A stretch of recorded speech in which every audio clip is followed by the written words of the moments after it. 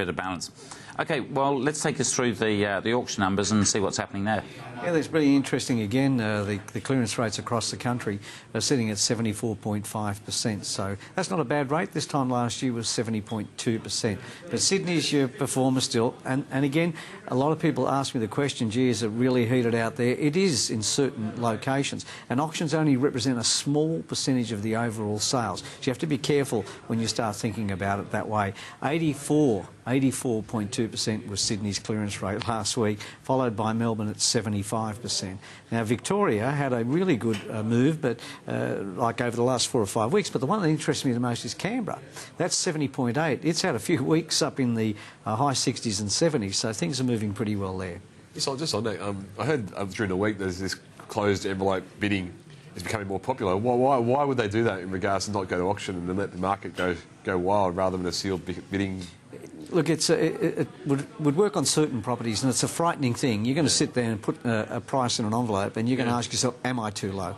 And you're going to add a little bit more, and I think that's what they rely on all the way through, is that fear of loss. And in today's market, fear of loss is massive in certain suburbs. Because there's always one person that maybe definitely wants that property as highly and emotional, and if they bid up to 800 grand at auction, but they may have 900 in them, they may be willing to pay that 900 on a sealed bid. Look, I'm jumping all over agents on Facebook right now. They're posting, I got 104,000 over reserve. No, you didn't. You had nothing to do with it. You know, it's a marketplace, and that's what's going on out there in certain locations. And also, the reserve isn't an exact science. The vendor does that. They could put it at 500 or a million. It doesn't really matter. Someone did it for a dollar, didn't he? Ask your mate who you were promoting before, Hilton to Gold. He doesn't know just about real estate. He knows about everything in the world, apparently. So let's go and ask Hilton next time what to do. When you're going for a property as far as an appraisal as an agent, are you telling the vendor you're going to do a sealed offer acceptance? Well, I think it's called tender, isn't it? It's pretty much a tender process when they're doing it that way, and that's been around for a long time.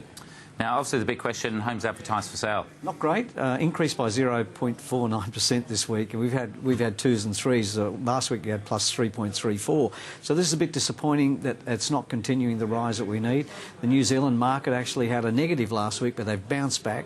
They're at 0.4% in terms of listings over last week increase, but they're at plus 7.7% for the amount of stock on the market. So they're ahead of us again, and we need to get to where they are, particularly coming into the autumn season. Now, obviously, rates are low. We've talked about that. What's happening to the rents, on the other side? The chart I've been keeping on that, it's really interesting to watch that now. The three main cities, being Sydney, Melbourne and Perth, that I've been looking at over the last few years, they all had a modest increase. Sydney had a modest increase of 0.15% in rent. Perth at Melbourne at 0.42% and Perth at 0.19. But if I take them all over across the country, because some of them had negative, we had a negative 0.24% in terms of rent drop.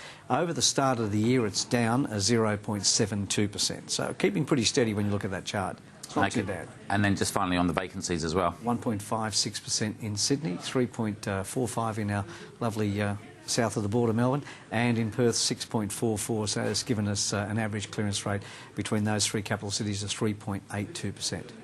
Now, again, there's a lot of media about the mining towns. A lot of people obviously spend a lot of money there. Typically, if you look at a mining town, how big could the vacancy be in those kind of areas? It's a massive shift. It's a massive shift, one to the other. And again, we always chat about this. It frightens me. Those areas frighten me because you can get so much capital gain and so much rent, and all of a sudden somebody, one person that's in some organisation or somewhere in another country makes a decision and bang, overnight you're in trouble. So high risk, and they really need to be careful of that.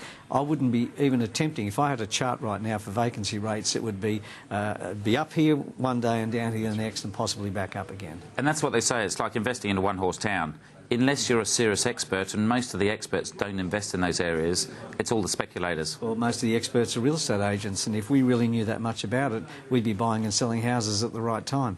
But we don't always have that. Can I send a quick call out to somebody, to a young entrepreneur called Glenn Twiddle?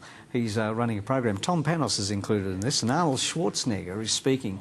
Is that this weekend? Yeah, 16th, 17th of March. I think it's just fantastic. This young guy has gone out on a limb to get the... But more importantly than Arnold Schwarzenegger, with the greatest of respect, is a lineup of top real estate practitioners, Australian real estate practitioners who are going to be speaking there. So. And look, I was loving it. I was away last week, so I thought I'd better see my family and kids before they forget who the father is. So otherwise, I would have gone to They that may have conference already as well. forgotten. Upgraded. Quickly, to bounce back to you, Stuart, we were talking about kind of fixing interest rates.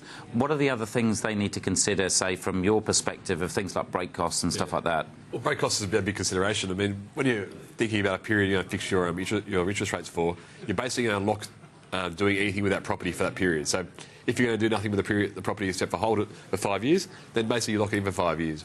But again, you get for 3 years or 2 years. But that's an important consideration because you don't want to getting to 3 years in and say, right, I want to do something with the property, like sell it, and then the bank come to you and say, right, you owe me 10 grand for break costs. So those kind of things are very, very important when you're conditioning. So don't just look at the interest rate, look at the whole package. Absolutely. Stuart Ward from Bell Partners, Charles Tarbey from Century 21. Thanks for joining us. Thanks, Chris. Thanks for